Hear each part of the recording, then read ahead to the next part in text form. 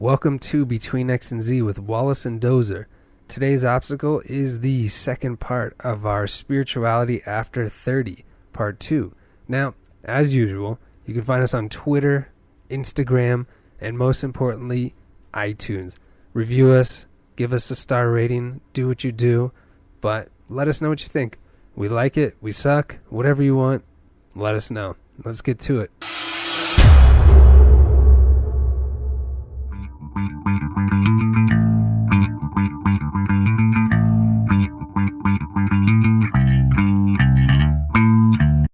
Welcome to the show. I am Wallace. And I'm Dozer. How's it going? Pretty good, man. How about you? It's been rolling. We had a lot to talk about last time, and we really wanted to do this kind of recap, kind of part 2, and almost guide, I'll say, for how to continue on. Yeah, because there's so much to this topic. I mean, there's just so much stuff and so many personal experiences that people have or lack of experience, to say. You know, and one of the things that I think we left out last time was a conversation me and you had offcast. And yeah, you were like very, not stunned, but you were very, I don't know, curious is a good word too. Yeah, it freaked. No, I don't want to say freaked out because that's the wrong word. But you had a humbleness to you that was funny because well, it just looked, you looked different that day. You just did. Well, because I was, you know, what everyone does. It's kind of bored at night. Starts researching some shit and. So break down the scene. You were alone. You had to find the kids were out. Now, wife is in bed. Cool. Kids are in bed, and I'm on the Google machine and the Wikipedia machine. Sober. Oh, sober. Okay. Oh no, sober. Yeah, great. Sober as they come. Yeah. Just interested. You know, it starts with one thing, and the focus was space. And I was just looking up. I think it started with actually habitable planets.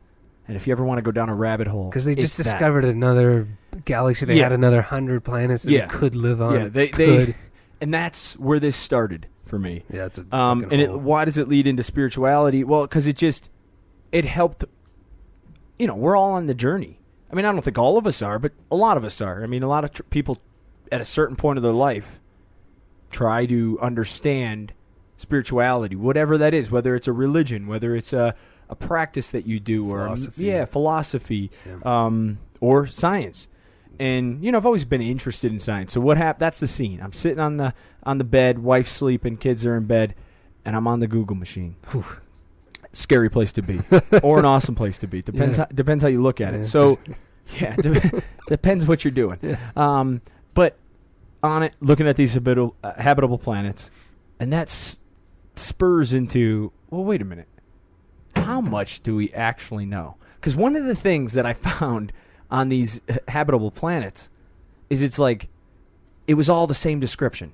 And I'll be quick here because this really has nothing to do with, well, it does, but the story's bigger. Yeah. It was all the same description on all these habitable planets that they found. It was like may or may not be rocky, may or not be habitable. Could have had ice at one point. Could have had water. And I'm just like, well, wait a minute. What the fuck do they actually know? Like what? And how do they even know that the like? I could say that too. I could just point at any sort of planet and be like, you know, probably could be rocky. Could have been a gas giant. Could have been. Not to diss on scientists, but it led me to go, okay, next topic, like you do when you search. And the next topic was, well, what do we actually know about space? Like, what do we know? And then what are the kind of that led into these little theories, and that these these little theories led into other little theories. And what I came to, at least for me, was we know nothing. We barely even know what NASA stands for. I bet if you walked on the street of New York City, Times Square, and you said, could you tell me the acronym for NASA? And most people are going to be like, North American Space Agency. But it's not, right? What is it? It's the National Aeronautical Space Agency. Agency, right? Yeah. So that right there just shows you how much little we give a fuck about space. Well, and, you know, this goes a little bit deeper. And maybe scientists, again, I wasn't sitting talking to a scientist, but I've listened to a lot of, you know, Carl Sagan and Neil deGrasse Tyson and a lot of these people. And, you know, I only retain or understand 15%, 20% of what they're saying, depending on what it is. It's so hard. But I've even heard Neil deGrasse Tyson say this is, we know so little. It's actually called the known universe. Like, not the universe, the known universe. What do you mean by that? If you look at a diagram, it's called the known universe. Like, that's all we know. And, well, what's the universe? Could be infinite. Could be ever expanding. So could be nothing. It's like Google Maps, where we know certain areas that we've covered, and then there's still so much more to explore. It's like Google Maps, but except it's got your street. And you go, that's the known world. Wow. That's what it seemed like. That might be a bad analogy for the scientist. Very good analogy. But that's what it seemed like. And then that led to more cycles. Because that's all our technology can map. So it says, say you live in a rural part of the world, you have certain places that are covered because they paid somebody to either walk around or political reasons they couldn't drive, and then that's all we know. The rest are like, what the? Look at a map of fucking Russia, and look how massive that country is. Look how much we know. St. Petersburg, Moscow, and then what? But that's what I'm saying. But we know nothing. We know Russia though. We know what Russia is. True. Right? What scared me, I guess would be the word, or shocked me, is, wait a minute. So I don't fully know why we're here, what we're here, the spirituality talk. Yeah. And I also, in the sky, we really don't know anything. Mm-hmm. And that started to lead me to think, I don't want to say crazy thoughts, but just weird thoughts. Again, that scientists might actually go, Dozer, this is why. And they might explain it for me. But it did lead me to some of it. But even some of it I don't know, because this is what I was thinking. Like, I started looking at how far is a light year? And I've looked at that before. But now my brain was in this focus zone of, okay, what exactly is a light year? So you were mapping. You were really constructing your what I realized way to the stars. Is most of what we know is little specks of light and a whole lot of guessing. Yeah. And a whole lot of using awesome, complicated mathematics, which is great. But, it led me to kind of think, what exactly, what is true, almost? Yeah, I think I talked about this in the podcast. If I did, I'm sorry to everybody, but the coolest space experience I've ever had, I took an astronomy class in my first year of college. No, astronomy. And I didn't pay attention.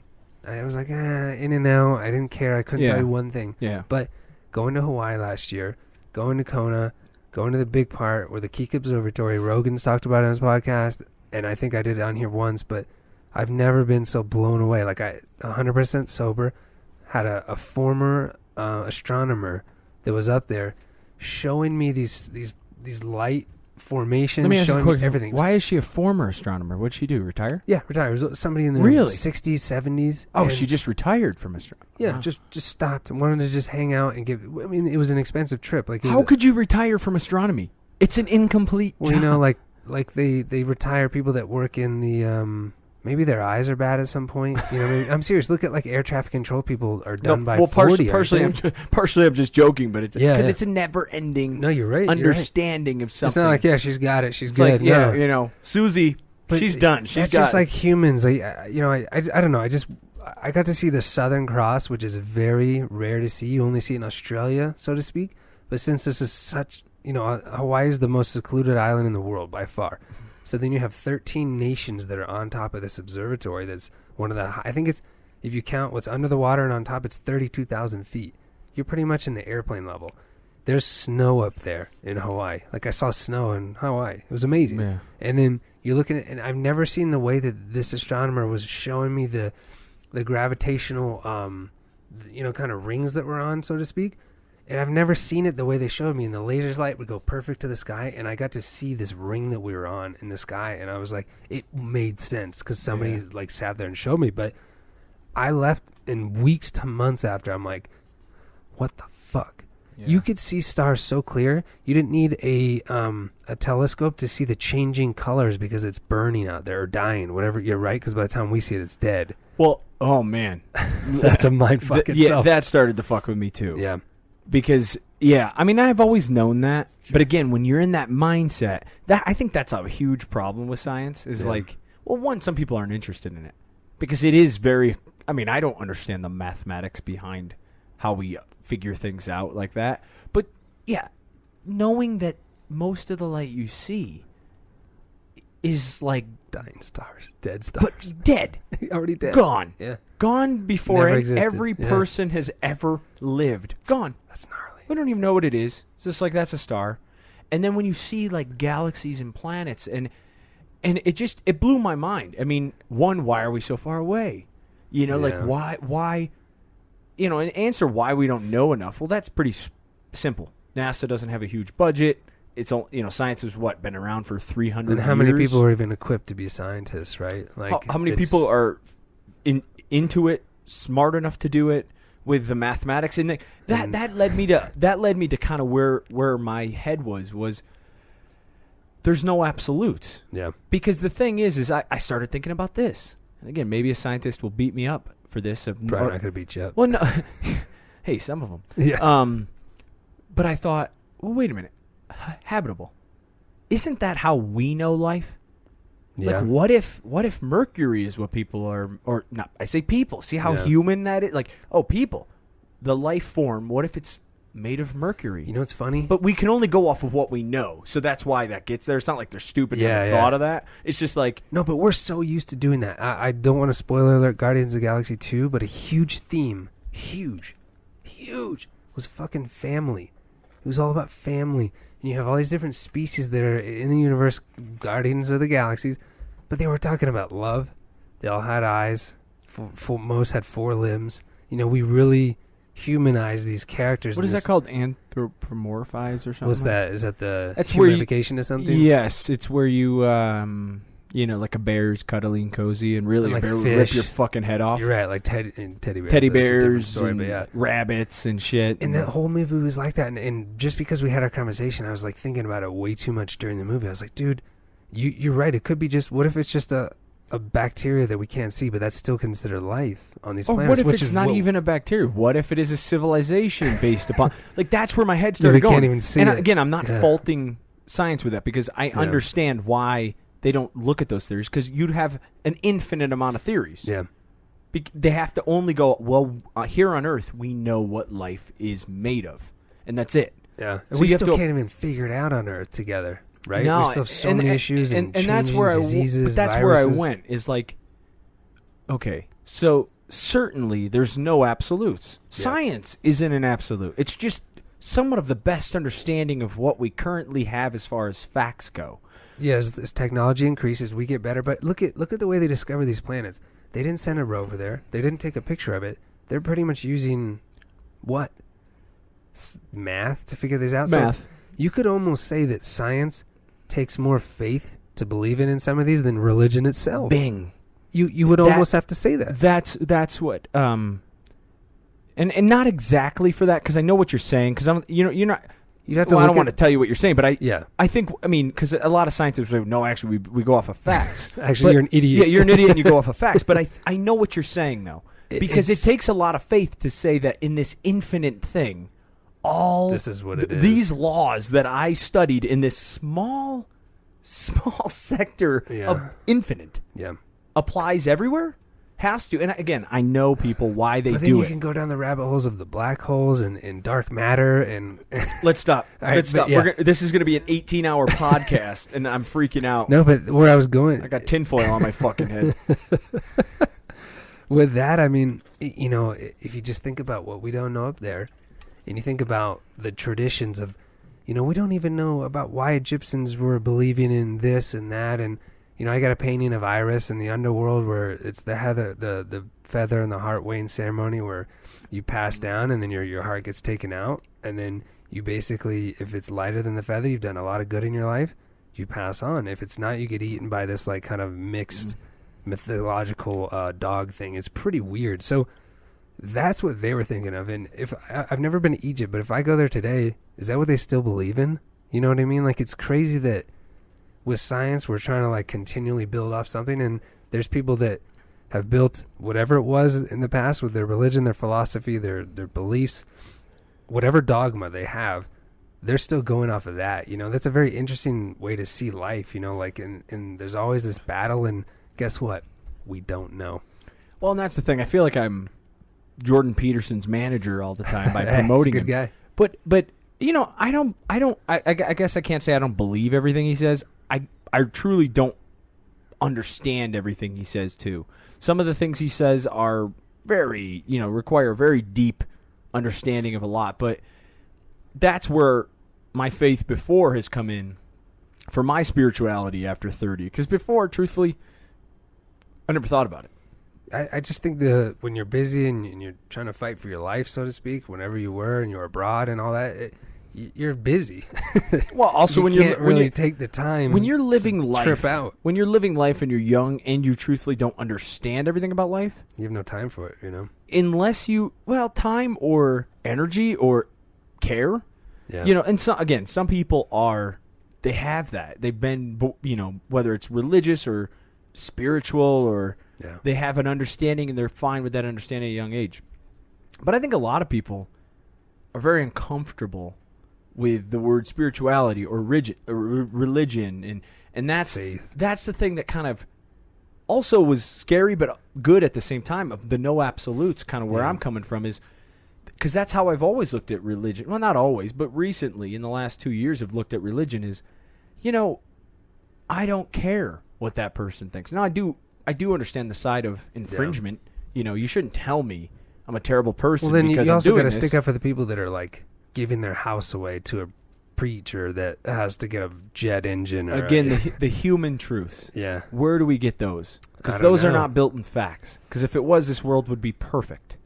Yeah. But it's hard, and how many people follow them, and what does one human truth mean to another person? Like, love thy neighbor, but then again, someone's going to kill their neighbor because they have a better car. They want. But their we have some basic human truths. Well, we do. And that was what's like, okay, it was scary, but it pieced together a lot for me, because it's like, okay, I've always believed in evolution. I've always believed and understood space to the best I can. It's crazy, yeah. I mean, but what does that mean as far as spirituality to you and I and anyone else that's on the journey? I mean, because you can get 20 different people and 20 different answers. You probably will get 20 you probably different will. people. I mean, there's probably, even within sects, like, this kind of sect of, okay, it's religion or Christianity, Islam, or science. You're going to get tons of different opinions, because then people also have personal experiences, both good and bad, or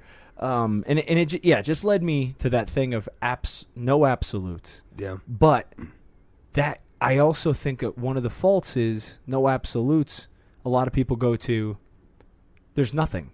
So why even waste your time? Yeah, or there's nothing, Yep. and that's not what I'm saying. What I'm saying is I don't know, but I have a right and a want to understand it the best I can that makes sense for me to be a better person, better husband, better friend, better father. And this won't change. I mean, I don't know if you guys saw the news. They found a really interesting cave like 2 years ago, I want to say, in South Africa. Correct me if I'm wrong, please. But then they revisited today, and they found out that it was younger. I'm sorry, it was older than... do you remember that famous discovery a couple years back, Lucy? Mm-mm. Or I don't know how long ago it was, but it was basically just one of the oldest thing we found that is relation to a human, a hominoid, or whatever the classification it was. But they found something younger or older than that, which is amazing. And it was very small. And they found, here's the coolest part, they found multiple bones within this kind of cave that this ancestor was in. Yeah. And they buried their dead. Therefore, they actually had spirituality back then, within these things 200,000 years ago. That's if you just sit and wait for a second and think about, go to a zoo, look at the apes, look at the gorillas, whatever. Even when I was in Thailand, I was telling this story that they buried an elephant that died a couple weeks before I was there, and elephants were still going over and just looking down at the place they buried it. They showed empathy, they showed grieving, and it was really amazing to see these creatures in here and now. But then I'm thinking 200,000 years ago, they were still burying their bodies. Whether that was through science, and scientists would be like, well, they didn't want the animals to smell it, and it was going to smell in the place, and it was sanitary to get it out of the way, or they had fucking spirituality and creativity, and then they're bored in the caves, and they're drawn in the caves, and you start to see the way that the humans kind of evolved. Well, because one thing we've talked about on this is, and is a big deal, I think, for spirituality, because most people don't have a perfect, jolly life and then go, well, let me just be spiritual. Good point. And even if they are spiritual, they There's struggles. Human life, it can suck. I hate that phrase though. The struggle is real. It's a cliche phrase, but it's like, you've seen countries that there's real struggle. I've been to countries there's real struggle. But struggle is subjective. It is, but I mean, human like struggle of like not eating. Oh yeah, of course. Being in a war, basic needs struggle. You know, there's like real struggle, and then people that live in a first world country going, "Oh man, my car, or I didn't get this, I didn't get the big promotion." The struggle is real, bro. But you know what? You know what though? What's interesting about that is, at least in my thought pattern, is it is all somewhat of the same thing. Now, basic needs, obviously, I'm not saying one's, that they're equal on the plane. Yeah. But to you, they are. That's why people kill themselves. That's why they kill other people. That's why they go crazy. That's why they, get addicted to things. There's other reasons for that too. But that's why you pick up bad habits. It's why people cheat. That's why people steal. Because to them, the struggle is real. Then there's a lot of like existential issues, and going off of really this, there's no absolutes. I think at the end of the day, what you and I agreed on, I mean, we discussed this a lot off air. We discussed this on air. Yeah. Obviously, the last episode, I've been thinking about it every day, and it's awesome because it's so good to challenge yourself and, not just be closed-minded and then just go kill somebody because they don't believe in what you believe in or whatever it may be. Or write someone off. And we both just realized, like, a lot of people did too, is you got to do what works for you. That's it. You got to do it as long as it doesn't harm other people. Life is a bitch. It's a bitch. And you got to figure out your way out of the rat hole. You just got to do it because they say Mother Nature's a bitch too. And, if you can't survive a bad storm or whatever it may be coming along, then you're in the wrong place. Well, you are. That is to me what is so interesting about it. And the thing is, and I kind of want to get into this now. Yeah. Pulled up on Google again, just because I'm curious to see what's out there for how to start spirituality. Or how to even, not start, like it's a fucking yoga practice or something. Or restart. What if, a lot of people lost whatever they learned as kids, and now they want to, maybe they just started having kids, right? Look at our first episode, Millennials with Kids. They're starting to settle down and have more time to think about this. What are you going to pass on basically, to the next one? when the time comes in your life, if it does, that you are going, okay, I want to know more about something or myself in a spiritual form, whether that's God, whether it's science, whether it's human understanding or psychology, whatever it is for you, philosophy. What do you do to get a good basis point? Yeah. And what I found is it's pretty fucking hard. Yeah. It's pretty hard. Well, because everyone is selling you an idea in some aspect. And you can't go to a Muslim church and be honest and say, well, I really don't know or understand. You can't go to a Christian church and go, I'm just trying. Yeah. Because, that's the issue with these is, and same with philosophy. Or science. Yeah, science too, because they have their dogmas. They have their preset principles of things that are values. It's this or that. Beliefs. Yeah, you're right. It's absolute. You have to, absolute. There it is. So that's the hard part of dogma with any religion, philosophy, or science, because you have to follow that set of rules. But then look what happens with science. We break the fucking rules of whatever. Granted, we have gravity. I don't think we can break that, but maybe we can soon, right? What if we start just flying around and shit? Yeah. When can we say something's not possible? Well, see, that's the thing. So back to your 30-something, and you're starting to it's just like you. You're wanting to do something. You've had some struggles or successes. You don't know how to handle them, or you want to strengthen whatever you're going. And the bullshit quotes just aren't working for you anymore. But I got my Dalai Lama thing every day. Yeah, my be strong. People like you, and it's like, so you're past that. It is right? what it is. Let it be. Life is hard. Just what do you do? How do you start that search and go? So I found a list of. Let's just talk about it because there's some. Yeah, definitely. It's 10 things. Some of them are whatever, but it's interesting. So the first one is read spiritual or uplifting books. Think about what you read and find out how you can use the information in your life. Nice. It's all right. But you know what that is? That's what a lot of people don't do is take the time to understand. They'll just see, like we've talked about in the last podcast, that a lot of people see the negative in religion, stories, philosophies, or science. Like, oh, don't do this. You guys are doing this. Whatever it is you're not taking the time to even read it. You know, look at the people like, I don't consider Duncan Trussell a heavy faith person, but he could tell you more Bible things than I ever did. And I went to...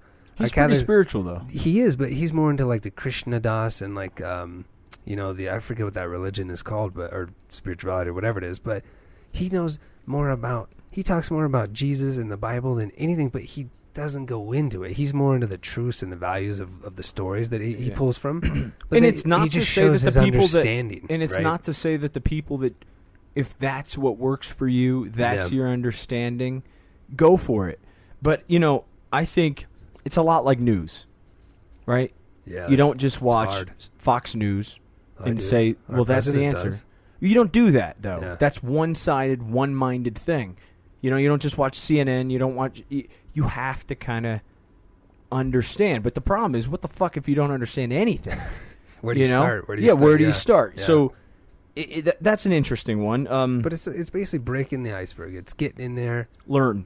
That's it. Simple fucking to thing. A basic, what a simple thing. But I think, for me, in my experience, there was also humble yourself on a big level of just try to understand. Especially things that have been around for thousands of years.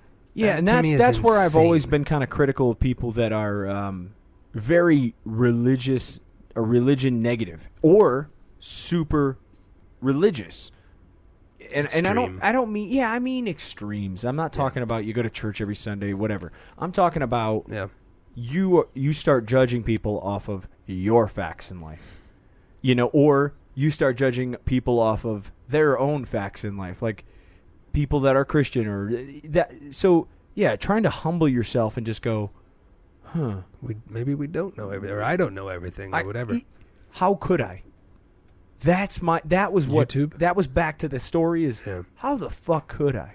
There's a hell of a lot smarter people in the world that have devoted their life to this. And especially that are older too, that have been seen it. We've made also very big impacts. But really, what the fuck does a possible rocky habitable planet that might have been a gas giant 2.7 light years away have anything to do with my life and the struggles that I have? Yeah. And it's not to say it's irrelevant. It's just to say, how the fuck do I know how to get through this shithole of a life that has beautiful and great moments? I tell you what, don't get on a ship with Chris Pratt if you're going to one of those planets. He'll wake your ass up. Terrible fucking movie. Let's get off that shit. That's a terrible movie. Wakes it. Oh, and he's a hero at the end. It's love. Nothing against Chris Pratt, but shitty writing. I mean, woke her up. She had 180 years left. Oh yeah, and then let's spin it and say, well, they all would have died if he didn't wake her up. Fuck that, man. Fuck that. That's a shitty movie. So the next one. You're gonna lose spirituality if you see that movie. Oh my god, you're just gonna say this is Hollywood garbage. They picked 2 stars, did some good, stunning visual effects. And they made money. Shitty plot. They made money. Yeah. Oh god. 2, meditate for at least 15 minutes every day. This is what I like because I've been thinking about this a lot. I've been thinking about routine. I've been thinking about flow state, Stephen Kotler, stealing fire, surfing, snowboarding. I caught the last weekend of the season, and I was definitely in a flow state. I have not been in one in a long fucking time, and it was amazing. That's when, you know, they say flow state is where time is not supposed to exist, and you don't think about it. I could have been 85 years old. I could have been 10 years old. To me, it was just, I was in the zone, right? I was in the flow. But to me, I think about, I think I saw something for an AA meeting somewhere. I don't know where I saw it. I wasn't going to it. I don't need to. But I'm thinking about how they give people that are kind of lost and sporadic concrete routines. So meditation in the morning, whether you're listening to like Mark Sisson talk about he has it's his form of meditation is an appraisal meditation. He wakes up, of course he's in Malibu, and looks at the ocean, drinks his tea, doesn't eat, and he appraises and appreciates the part of his life, right? It's the gratitude part of the morning. I just think that you have to have a good routine. The more you talk to people about spirituality, they say you got to get yourself in this routine. And to me, the routine is kind of getting yourself in the moment of the day instead of getting lost in, oh shit, I got to do this. Yeah. What happened yesterday? Even Tim Ferriss has this journal, and we'll just write down what he wants to do for the day. Yeah. I like that step right there. No, I like it too. I mean, I struggle with meditation. It's because hard. I sit down and I go, this feels good. Squirrel. What the fuck was that? Oh, shit. You know what, man? Yeah. It's 6:30. I got to go. we're just, how fast is life today? Yeah. How fast is meditation? Very slow. So we're almost wired in our brains not to sit down. But it's interesting you brought up, like an addiction thing or just 12 fuck it. steps Let's just call it struggles. There you go. Struggles Struggle's real. Struggles That's in life. real. But I mean, any struggle you have, whether it's weight or addiction or habit, discipline, I do agree with that. The more I focus, and you said a word to me that's really important, and I struggle with this shit, being grateful. That's huge. It sounds, what is so much different than that than a conventional religion on, or a prayer or whatever. or a prayer Yeah. or I heard a lot of scientists say they're just in awe. They're just like, wow. That's great. I mean, that's great. Like, whoa. That's what remember me with like nature. I'm in awe with the way that the sound comes from the snow melting off. The trees are being lost in a forest. And but it's really hard to stop the brain from doing what the brain wants to do. So 15 minutes in the morning, is that what it says? It says 15 minutes every day. So and most people recommend right away in the morning because you're, instead of once again 6:30, your brain is already wired. Oh yeah, the second you get up, output, you got to think that your brain is like RAM in computers, random access memory. You have things that are in the temporary memory that can be like 4 to 5 max, and they're coming and going left and right. That's where servers get burnt out. You have other weird shit like emotions. I mean, seriously, it's emotional intelligence is very hard to mix with the day. Yeah, I mean, shit when it happened, work, life. So I think we agree that's a huge. I need to do that more. Reflection. I like the appraisal reflection. Reflection, meditation, whatever it is. I agree with that. I mean, I just in the small amount I've done it, or I've done a lot of gratification. I don't want to call them exercises because I don't know. But I read something, when you wake up in bed, don't get out immediately. Nice. Kind of sit and just spout 10 things you're thankful for. You know who does that is the Brian Rose from London Real. He talked about how he was telling somebody in his show that he goes to the London Tube every morning and yells out his gratitude things for the day. And he yells out his goals. I'm going to do this. I'm going to be a positive person. I'm going to say 10 things nice and 10 nice things to people. Like, it's really hard to be angry if you are coming at it from a grateful mindset. I've dealt with that, like, actual experience. I've had something shitty happen or something didn't go my way. I couldn't control something, God forbid, in my life. And just thought everything's going to be okay. But that is not the consistent thought, which is where, I mean, to me, if you're trying to get some sort of spirituality, that's what you're trying to have. A little bit of consistency in yourself and life and understanding, whatever that may be. So the next one, I think it's pretty similar. Learn to make your mind quiet through concentration exercises and meditation. That one's tricky, though. I mean, it does not, because meditation, you're trying to knock out everything in the day and just be in the moment, be in the zone, push everything away. But what was it? You said concentration? Yeah. You know what? I think that is relevant because look how we don't listen to people these days. I've noticed when, I look at teaching and comedy as kind of the same thing. When I talk about flow state and I've talked about getting into this zone, you can tell when there's no when things are being concentrated on, you almost feel it. You feel like when people are like can't wait for the punchline and the joke. You can when Rogan talks about eating dick on stage versus being just killing it. They say either you eat dick or you're killing it. Like there's an energy that happens when there's a lot of concentration, and I think that is a very important step. Well, I think about this, and I think the best way, and then we'll go on to the next one, to look at, for me, concentration is it being in a good conversation.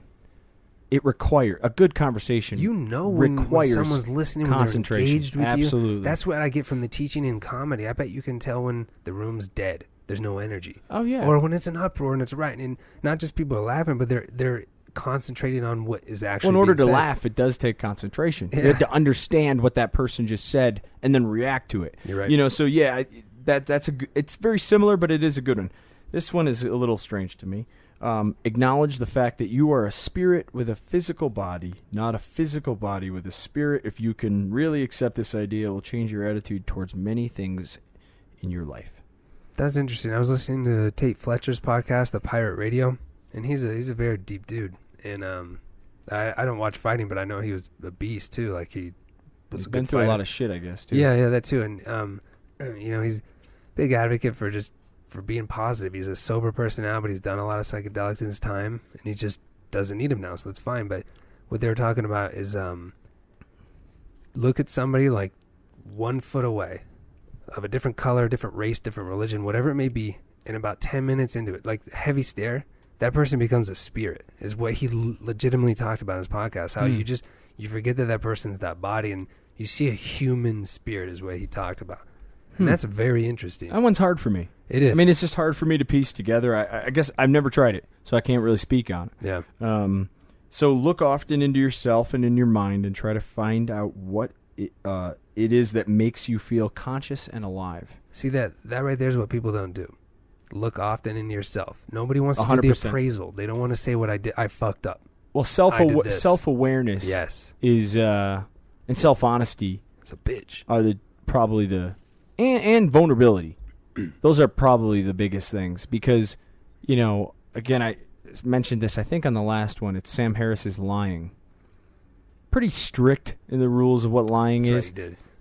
But it is a pretty grand concept. Why do people lie? And I'm paraphrasing here, but they lie, one, because they're afraid that the truth is going to get them in trouble, or two, they're afraid that the truth is going to have someone else change the opinion of who they are. And there's a few other things in there too, but you really look at every lie, even a white lie. Honey, do I look good in this? You're absolutely. That's always the right answer. But why are you doing that? Well, because you're back to one. I think I left out is it could hurt someone else, and but really you're afraid not only of it hurting someone else, but that is going to change your opinion of you. So it's a huge psychology thing. Yeah, and I agree. That one it's really hard to look at yourself. I mean, have you ever been an asshole? And then, and in that moment, and even maybe for weeks after, you didn't think you were an asshole, and then you kind of thought about it, or someone said something to you that's really close, and you go, really? You know what that's like, man? That's like if you go out and you get blackout drunk, and you don't remember what happened, and then they start, like, piece the same by piece, fog. It's coming back, like, wait, what? Oh shit, I was there. Fuck. Oh, I saw my friend, and I dick on the railing? No way. And then someone tells you, like, you were a mess. And you were an asshole. Then you have this guilt, and it comes back later. I could see that, man. And no one wants to face that truth. No, I mean even in small and big, but it's interesting. But the thing is, it's like that fog. It's like you're in a fog. Anger is a hell of an emotion, and because or resentment or all these little things that people carry around. I'm like, I always say this now because I heard someone else smarter say it, but it was like, the guy you see at Starbucks that's bitching and moaning, there's something else going on than that guy's coffee isn't fucking hot enough. You know what I'm saying? Or like the guy that just is fucking enraged in his car because you slightly might have cut him off, or even hell, you cut him off. They didn't make the light or something. Yeah, they didn't make the light, or someone you did something dumb, or someone else did something dumb that just it fucked this dude's day up.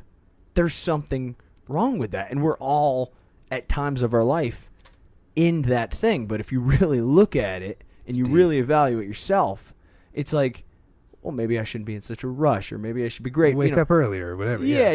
Reappraise your situation. And so that is a big one. That's huge. Where are we? Think positive. If you find yourself thinking negatively, immediately switch to thinking positively. Be in control of what enters your mind. Open the door for the positive and close it for the negative. Damn, that's good.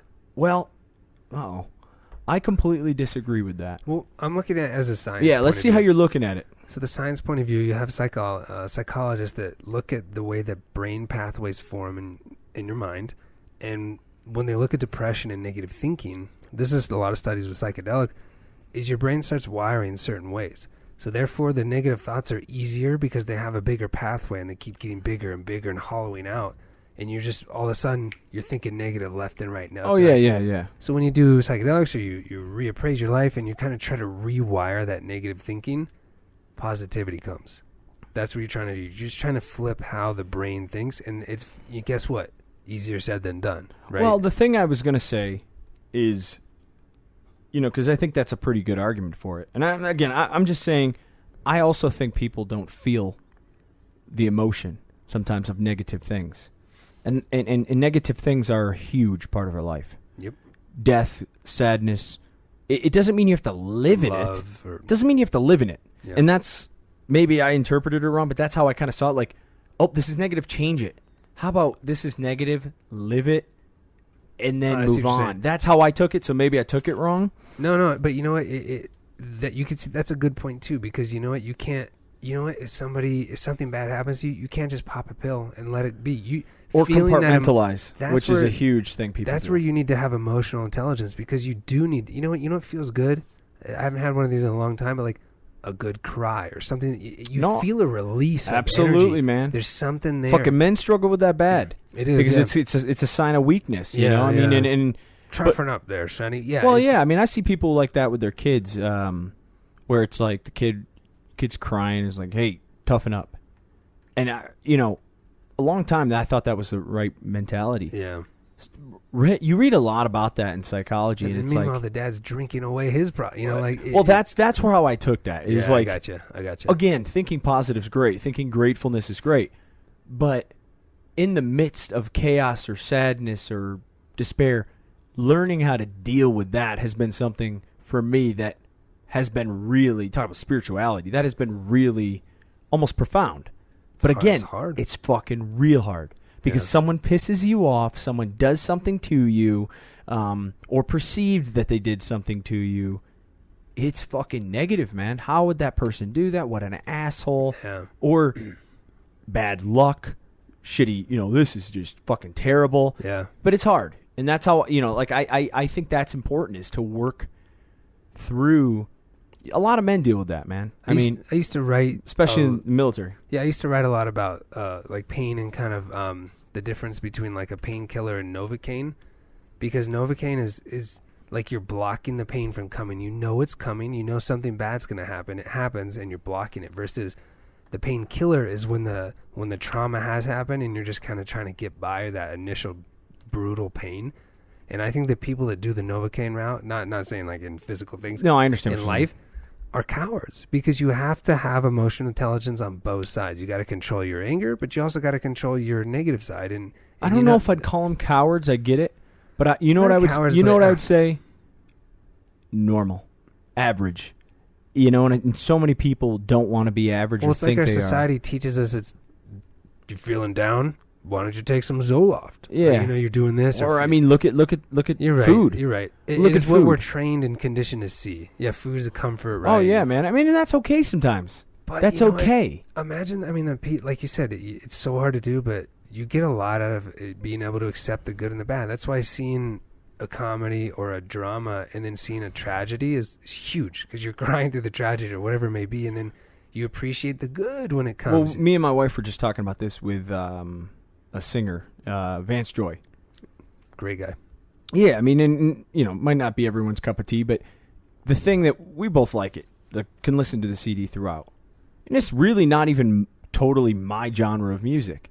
But the thing I think that's kind of amazing, and I think people will get this in a good story or a good song or a good poem, book, whatever, they're taking an emotion and making you feel that emotion that you probably have felt before. Whether it's loss, love, happiness, joy. Firsts. And I think that's really important to get through in life. Is life is a fucking bitch, and you can numb everything out. You can numb every single thing out if you really wanted to, especially in today's world. It's gonna come out later, or like a volcano, or it's never gonna come out, and you're gonna live a fucking miserable. Your insides existence. are gonna rot. Yeah, you're gonna live a miserable existence, and so that's. I mean, I think we're on the same page with that one. Yeah, I like it. Yeah, I mean, you just got to talk through it. Developed the happiness habit by always looking at the bright side of life and endeavoring to be happy. Happiness comes from within. Do not let your circumstances decide your happiness for you. I like that. Similar. It's similar one. I like it. But I think it's like building on top of it. Rogan has always, I'm going to say he coined the term the energy vampire, where, you have a lot of negativity people and you can feel that kind of sucking out. And that does start taking over your positive aspects. And you think you shrinking down to our molecules, and we have positive atoms and charges and whatnot. And you gotta try to build those up in your life. You really do, because people, that shit can start weighing on you. Well, it's all about the thing, right? I mean, you can, and this is where I was joking about quotes earlier, because some people hear that and they go, "I got to be happy all the time." That's fucking not realistic. Those are Mormons. Well, yeah, I mean, just about to snap, it's like just on the cusp of fucking breaking. They're close. Yeah, I mean, and like that's, if you can initially read that, and that's how I take it. Maybe I'm a pessimist, but yeah, when you dive into it, it is about what we're kind of saying is like, okay, it's about, you have a choice. And this next one, there you go. I've talked about stoic behavior a lot. Cool, yeah, I remember. And to me, this is, right in line. Exercise often your willpower and decision-making ability. This strengthens you and gives you control over your mind. I think that's not all stoic is. Read that one again. Okay. Exercise often your willpower and decision-making ability. This strengthens you and gives you control over your mind. I love the word exercise. Absolutely. Like work it. Your because willpower, your discipline. Back to an addiction, or back to that is a lot of what I'm taking from the stoic stuff is out of balance stuff. Understand that sometimes it's okay to seek pleasure, whether it's numbing. No, you're fucking doing meth. That's probably not a good idea. Heroin, but life choices. There are pleasures in life, right? If you binged, you want to on the weekend. You want to drink chocolate. You want to fucking just watch TV and empty everything in there and just just kind of relax. You want to smoke a little bit, decompress. Yeah. You want to work out or whatever it is. Exercise, knowing that too much of something is not good. And the decision-making ability, to me, that's crucial. Because you're making that decision. You know what? I don't want to do this week. Or even something that has nothing to do with willpower, that has something to do with, I've experienced this in my life, doing something I'm very uncomfortable with. Like you said in the beginning, like opening your mind to just learning. Or absolutely. Absolutely. Or like, just... I wish I had a good example. Challenging yourself, I think. I'll tell you, I'm afraid of, and this might not really be decision-making ability, but it's kind of into this. Absolutely. To me. I'm afraid of water. Yeah, that's right. I love water. And I like swimming. Yeah. But I'm fucking petrified of alligators, and goddamn, if you get me near a shark, I'm done. But I want to go whitewater kayaking. Yeah. I've never been. Because to me, it's kind of, and again, that's not really, some would say that's a really dumb decision. but the point is every time I've had something that's kind of a struggle in my life, it has made me better. And that's a cliche thing too, right? Like, getting through it makes you stronger. But it really is true, because the next time if you don't even realize that, the next time you encounter that decision or that thing, you consistently make the same decision. I've seen that in older people where it's like, I see, whether it was with business or a personal thing, I'm like, oh, you make that decision 10 times out of 10. And you've done that your entire life because of some deep other reason. Yeah. You've never challenged yourself. You've never taken the leap. You've never done something you wanted to do. You never got over something that you were bothering. So they're not exercising almost their willpower. If anybody has time, USC commencement speech, Will Ferrell. He just did it like 4 days ago. He does go into that. He talks about, like, even at this stage, he's scared of things. He said, I was scared about writing this commencement speech. He got like an honorary doctorate in humanitarian stuff, or humanities. But I loved his saying where he said, I was scared of writing this speech, but guess what? I would be more scared of the regret and the what ifs if I didn't. Like, that to me hit me to the core of my soul, my consciousness, whatever, because that is what you're talking about. That guy that's always done that safe thing and not challenged himself. Yeah, and that might not fall stepped out 100% because I think I took it somewhere else with the decision-making ability, but it kind of is. It is on some level, because everyone see my family's from the East Coast, and I'm telling you one thing about them is poor decision-making, and that's not even. It's funny, but it's not even meant to be funny. It's actually fact. Overall, East Coast? No, I'm not going to speak for everyone on the East Coast, gotcha. But specifically where I'm from. Yeah, and it's the same cycle. The weather's bad today. Yeah, it's terrible. Weather's hot today. Yeah, it's too hot. And it's just like this fucking everything is miserable, and they consistently make poor People do that in decisions California. based upon that. Well, but it's just, and that's kind of a silly example about the weather, but there's a lot of poor decisions made upon not thinking you know enough, or not really insecurities. Yeah. And so that's it. Next one. This one's I don't know. Thank the universe for everything you can. That goes back to what we talked about, the gratitude. I think that I'm not going to say you have to. Well, thanks the universe for this. Well, to me, that's if you're water shitting here. on religion and you're saying that one, you better fucking look in the mirror for a second. I mean, really, you better look in the mirror. Well, for that just one's 1 interesting, second. just because I don't know. It just you're being grateful about whatever it is. You can underline universe, and then put a million things underneath, and it can all be the same. Maybe you thank your wife. Maybe you thank science for keeping you alive. You got sick, or it doesn't matter. Whatever. Yeah, it may your be. job. Yeah, your job for putting food on your table. Like So but again, it's just that's the interesting part. Universe to me. I mean, just to kind of. Well, I mean, if you're saying that, yeah, that could be science, like you said. That could be God. It could be, whatever. It could be anything. Your mom. Yeah, for putting you on this earth, and so it's whatever. 10, last one. Develop tolerance, patience, tact, and consideration for others. That's hard. That's a big one. I love the first word again too, develop, because you're always developing.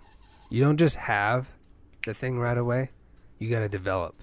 And patience, where we're talking about conversations, nobody's engaged because they're busy. They don't have the patience just to listen and take in somebody's point of view and open their mind to, well, shit, maybe I was wrong. Maybe that's a good point. Like nobody can develop those skills. Listening is such a lost art.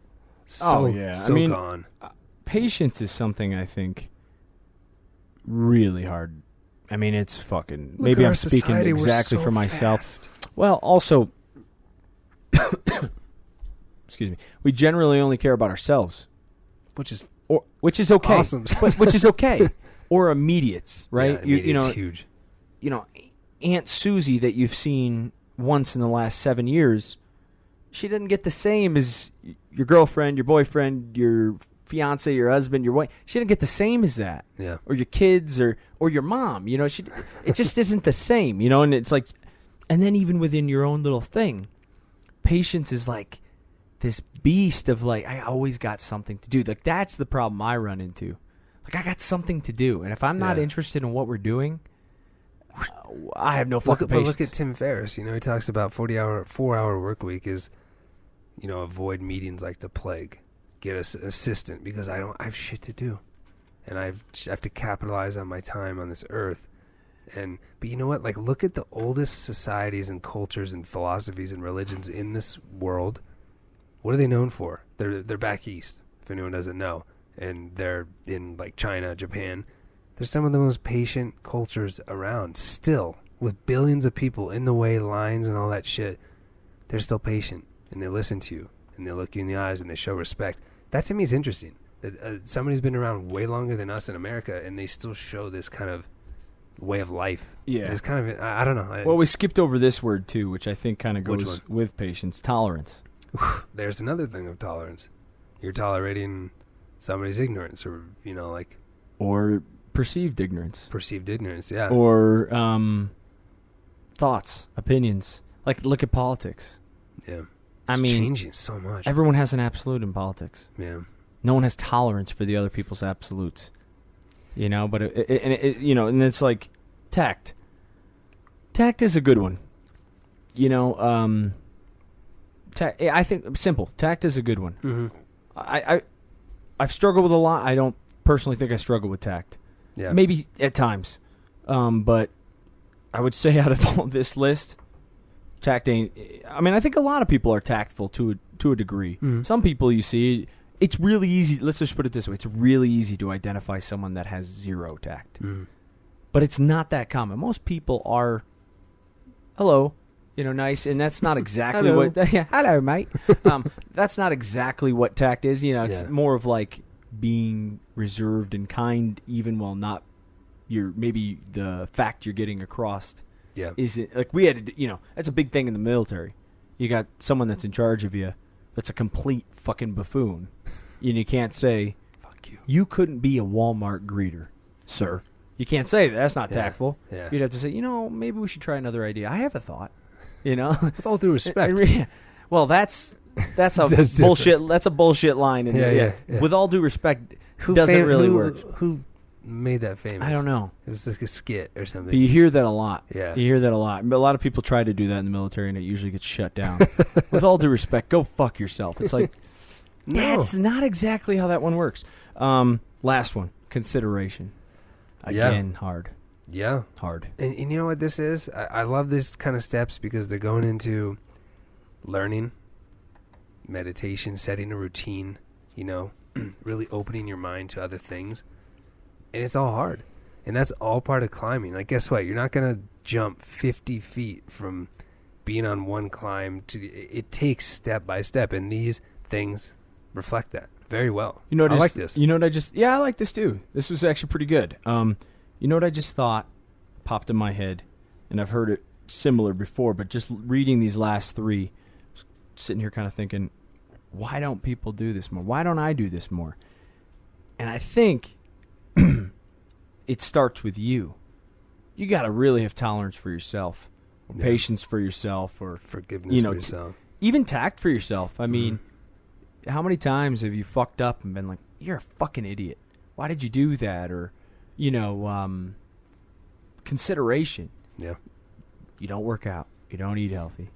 People bitch about money. Don't do anything to try to get it better. I mean, seriously, It's true. You're lacking consideration for yourself. How the fuck can you even do it for other people? And that's a hard part of life. Why? Because it goes right back to the self-honesty.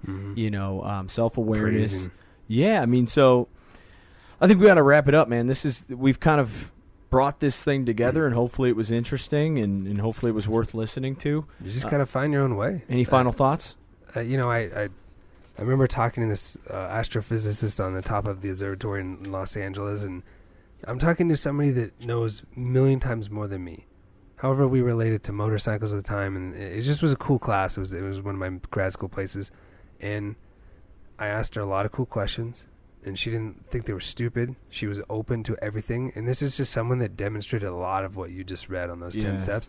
And I just was, after that, I was so infected with this positivity of like, oh, wow. I went on and read more about her, the space, life, it just really shot something through me. And it was a simple conversation, and she practiced, obviously, a lot of that stuff. And that just shows the power of being a good person. Go back to our episode 5, like just really climbing in different ways.